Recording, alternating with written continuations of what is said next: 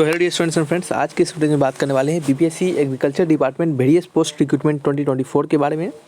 तो आपको बता दें बीपीएससी ने एग्रीकल्चर डिपार्टमेंट के रिगार्डिंग नए वैकेंसी को जारी किया है, जिसमें कि बहुत अलग अलग प्रकार के यहाँ पे आपको पोस्ट देखने को मिलेंगे। यहाँ पे जो विज्ञापन संख्या 18/2024 यानी 18/24 से लेकर आपका 21/24 लगभग 4 पोस्ट के रिगार्डिंग इस वैकेंसी को जारी किया गया है।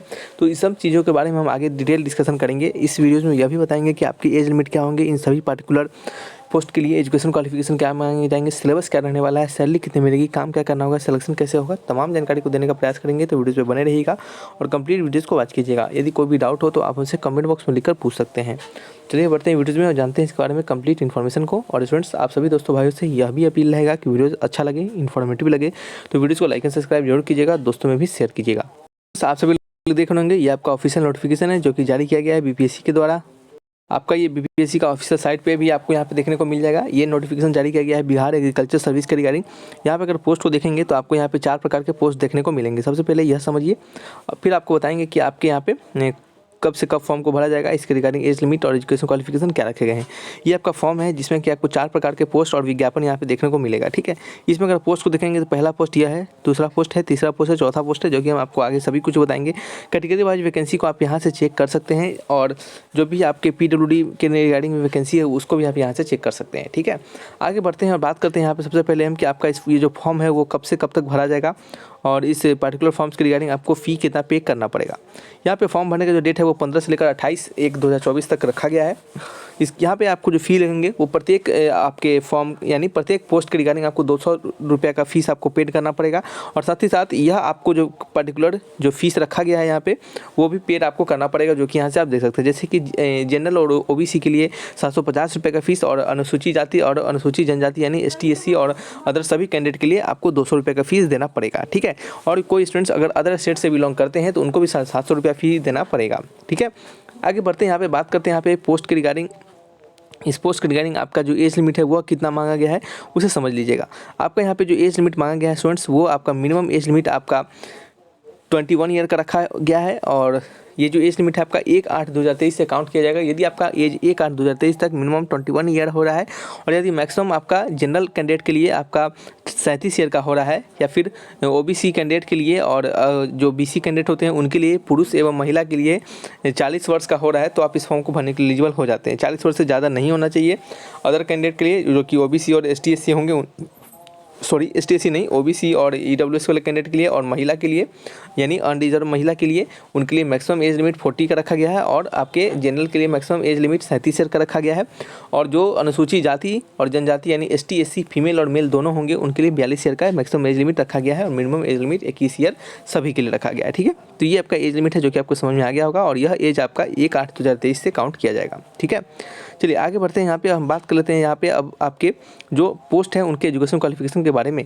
आपका पहला पोस्ट यहाँ पे देखने को मिलता होगा बिहार कृषि सेवा के अकॉर्डिंग। इसमें आपका पोस्ट जो है वो अनुमंडल कृषि पदाधिकारी है और उप परियोजना निर्देशक है और सहायक निर्देशक एवं समकक्ष उसके रिगार्डिंग है। ठीक है, इसमें आपको जो मांगा गया है वो बैचलर डिग्री मांगा गया है। ठीक है, आपका बैचलर डिग्री प्राप्त होना चाहिए किसी भी एग्रीकल्चर यूनिवर्सिटी से, फ्रॉम एनी रिकॉग्नाइज्ड यूनिवर्सिटी। फिर कृषि विज्ञान एवं स्नातक की डिग्री और अंतर्गत अन्य संबंधित सामग्री विषय के स्नातक की डिग्री मान्य नहीं होगी। ठीक है, कहने का मतलब आपका कृषि से रिलेटेड आपके पास डिग्री होना चाहिए यानी एग्रीकल्चर से रिलेटेड। ठीक है, दूसरा जो पोस्ट है यहाँ पे बिहार कृषि सेवा के रिगार्डिंग है, जिसमें कि आपका पोस्ट है वो कृषि अभियंत्रण का है। ठीक है, यानी एग्रीकल्चर इंजीनियरिंग का है। इसमें है क्या है आपका सामान्यता प्राप्त किसी विश्वविद्यालय से और संस्थान से या फिर केंद्रीय विश्वविद्यालय से आपको कृषि अभियंत्रण यानी एग्रीकल्चर इंजीनियरिंग किया हुआ होना चाहिए। उसमें आपको स्नातक होना चाहिए किसमें, एग्रीकल्चर इंजीनियरिंग में। नेक्स्ट है आपका बिहार कृषि सेवा से ही ये पौधा संरक्षण का है, ये आपका सहायक निर्देशक का है। इसमें आपको क्या होना चाहिए, प्लांट प्रोटेक्शन में, यानी आपका एक सब्जेक्ट या फिर कह सकते हैं प्लांट प्रोटेक्शन में आपको विश्वविद्यालय से आपका एग्रीकल्चर का डिग्री होना चाहिए। नेक्स्ट है ये भी आपका बिहार कृषि अधीनस्थ सेवा कोटि से है, जो कि आपके प्रखंड कृषि पदाधिकारी एवं समकक्ष उसके बराबर के रिगार्डिंग है। ये इसमें आपको मांगा गया है सिंपल एग्रीकल्चर कॉलेज से, किसी भी एग्रीकल्चर कॉलेज से आपको एग्रीकल्चर से स्नातक की डिग्री प्राप्त होनी चाहिए। ठीक है, ये आपको समझ में आया होगा। आगे हम बात करते हैं यहाँ पे आपके ये सभी होने के बाद आपका यहाँ पे चयन जो होगा वो किस प्रकार से होगा। यहाँ पे बता दें आपके जो पोस्ट नंबर 18 से 21 तक है, जो कि 4 पोस्ट यहाँ पे हमने बताया है, इन चारों पोस्टों के लिए आपका जो सिलेक्शन प्रोसेस है वो आपका कह सकते हैं कि रिटन और आपके इंटरव्यू के दोनों के बेसिस पे बनाया जाएगा। पहले जो आपके चारों पोस्ट होंगे उनमें ये 2 सब्जेक्ट आपके कॉमन होंगे, जो कि जनरल हिंदी होगा और जनरल नॉलेज होगा। इनसे रिलेटेड इन दोनों सब्जेक्ट से रिलेटेड सभी चारों पोस्ट में क्वेश्चन पूछे जाएंगे। 100 अंक के 100 नंबर होंगे और 2 घंटे का समय दिया जाएगा। ठीक है, 100 नंबर के 100 प्रश्न होंगे। ठीक है, और वो आपके ऑब्जेक्टिव टाइप होंगे। नेक्स्ट, जब आपका ये सभी होने के बाद इसके बाद ही आपका जैसे कैंडिडेट जो भी 18 संख्या से रिलेटेड होंगे, यानी विज्ञापन संख्या 18 वाले इसका मतलब क्या होगा, यानी पोस्ट नंबर ये जो आपका 1 है वो, या फिर यहाँ से समझिएगा पोस्ट नंबर जो आपका यह है बिहार कृषि सेवा में, जो कि अनुमंडल कृषि पदाधिकारी है या फिर उप परियोजना निर्देशक है। इन सभी के लिए क्या है आपका, और ये इनके लिए और आप बाद बाकी सभी के लिए अलग अलग प्रकार से फिर नेक्स्ट एग्जामिनेशन होंगे, उसी में होगा। पहला ये दोनों सभी के लिए होगा और फिर दूसरे वाले के लिए क्या होगा, बिहार कृषि सेवा के लिए जो एग्रोनॉमी से रिलेटेड होंगे उनके लिए ये सब्जेक्ट से रिलेटेड क्वेश्चन होगा।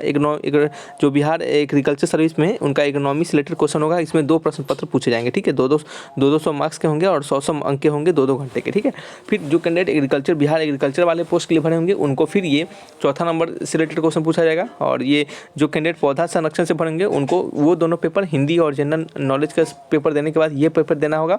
200 मार्क्स के 2 पेपर और 100 क्वेश्चन होंगे दोनों पेपर में 2 घंटे के। ठीक है, तो ये आपको समझ में आया होगा कि आपका एग्जामिनेशन किस प्रकार होगा। इतना होने के बाद आपका क्या होगा, आपका जो इंटरव्यू होगा वह कंडक्ट करवाया जाएगा और इंटरव्यू होने के बाद क्या होगा, आपका सिलेक्शन होगा। अब समझिएगा इसमें क्या है, पहले जो 18, 19 और 20 पोस्ट है, ये तीनों पोस्ट के लिए जो मेरिट लिस्ट है वो किस प्रकार से तैयार किए जाएंगे। ये तीनों पोस्ट के लिए मेरिट लिस्ट जो है वो 75 और 25 अंक में 2 प्रकार से डिवाइड किए जाएंगे।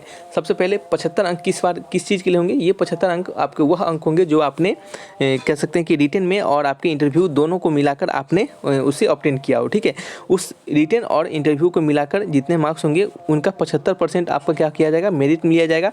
और बचा हुआ 25% मेरिट के लिए आपका जो स्टूडेंट संविदा पे आपके पहले से भर्ती होंगे और इसी पोस्ट पर पहले से कार्यरत होंगे या फिर काम किए होंगे उनको 25 अंक मिलेगा। वो 25 अंक किस प्रकार से मिलेगा, अगर कोई कैंडिडेट 5 साल तक काम किया हो तो उनका मैक्सिमम अंक 25 हो जाएगा, क्योंकि हर एक साल के लिए 5-5 अंक मिलेगा। यदि किसी कैंडिडेट को 2 साल तक काम किया हो तो उसको 10 अंक मिलेगा। ठीक है, तो मेरिट लिस्ट कैसे बनाएगा उसको समझ लीजिएगा। जैसे कि मान लेते हैं आपका टोटल 550 मार्क्स के क्वेश्चन होंगे और उसमें आपने इंटरव्यू और प्लस आपके रिटन को मिलाकर 300 मार्क्स लाया, तो इसका 75% निकालेंगे और वह जोड़ देंगे। अगर मान लेते हैं आप 2 साल तक अपने संविदा में काम किया है सेम पोस्ट पर, तो उसका 2 साल का 5-5 नंबर जोड़ के 10 नंबर हो जाएगा। तो इसको आप निकालेंगे, जैसे इसका परसेंटेज निकलेगा, मान लेते हैं 40.9 और इसका 10 जोड़ेंगे तो आपको टोटल परसेंटेज या फिर टोटल नंबर भी कह सकते हैं वो आपका 50.9 को माना जाएगा और इसी के बेसिस पे आपका सिलेक्शन होगा। जिसका यह ज़्यादा होगा उसका कह सकते हैं कि चांसेस ज़्यादा होंगे। ठीक है, तो यहाँ पर संविदा वाले से रिलेटेड जो कैंडिडेट होंगे उनके ज़्यादा होते हैं चांसेस होने के, क्योंकि उनको नंबर या मेहनत कह सकते हैं कि कम करना पड़ता है कोई जनरल कैंडिडेट से। ठीक है,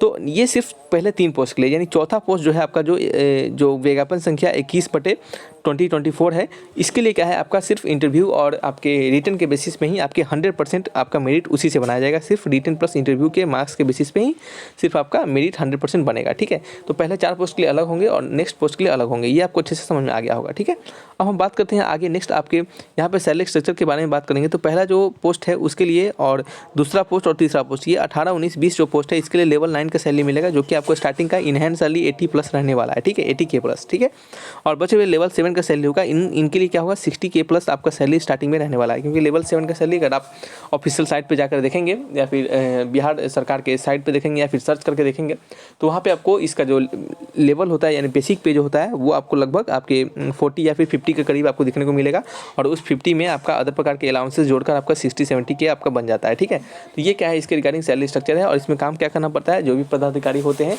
जो एग्रीकल्चर इंजीनियरिंग पदाधिकारी होते हैं, उनको इंजीनियरिंग से रिलेटेड आपको अभियंत्रण से रिलेटेड काम करना पड़ेगा। उसमें जितने भी आपके कंपोनेंट होंगे, जितने भी आपको मशीनरी कंपोनेंट होंगे, पार्ट्स होंगे, उनको आपको हो सकता है बनाना ऐसा करवाया जा सकता है। और जो कैंडिडेट अदर से रिलेटेड होंगे उनको दस्तावेजों से रिलेटेड काम करना पड़ेगा, आपको सलाह देना पड़ेगा, आपको अलग अलग जाकर फील्ड में भी आपको वर्क करना पड़ेगा। ये सभी आपको काम करना पड़ सकता है। ठीक है स्टूडेंट्स, तो आपको ये सभी समझ में आ गया होगा। अब हम बात करते हैं यहाँ पे थोड़ा सा और समझिएगा कि ये सभी चीज़ होने के बाद आपको यहाँ पे बस जो बच जाता सकता है, जो कि आपका पहला 2 तो सभी के लिए सेम है, लेकिन बाद बाकी सभी के लिए जो अलग अलग प्रकार के जो 2 पेपर के क्वेश्चन होंगे उनके पर्टिकुलर स्ट्रीम से रिलेटेड उनका सिलेबस जानने के लिए आप अलग से हमें वीडियोस कहिएगा बनाने के लिए, हम आपको बना देंगे। तो वहाँ पे आपको सिलेबस समझ में आ जाएगा, ठीक है, क्योंकि ये सिलेबस के बनाने लगेंगे तो वीडियोस लंबा हो जाएगा, ठीक है। तो इस वीडियोस को रखते हैं यहीं पे, मिलेंगे नेक्स्ट वीडियोस में। हालांकि पहले से ही वीडियोस ये लंबा हो चुका है। तो थैंक्स फॉर वॉचिंग, तब तक के लिए बाय बाय।